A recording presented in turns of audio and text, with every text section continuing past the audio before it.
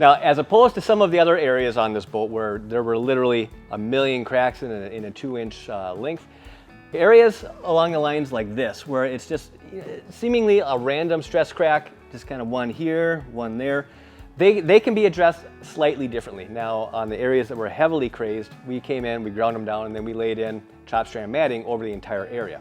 Well, obviously on small little pieces or sections like this, that would be far overkill. So instead, we're going to address each one of these 3-4 little cracks by themselves. And the easy way to do that, you can use a Dremel. We're going to try a tile grinder, a tile grout grinder, cutter, thingamabobber thing here. But a die grinder, anything that will work essentially, as long as it's something that you can easily control, so it's not going to get away on you.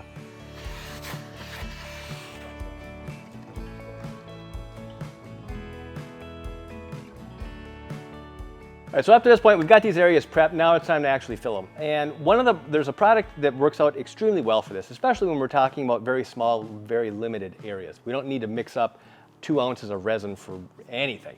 And that is pre-thickened epoxy in a tube, specifically the Thixo. Now this comes in a couple different flavors. You've got a fast, a regular. You've got some options here. But today, because we're looking for a faster turnaround, we're gonna go with the Thixo in the fast cure.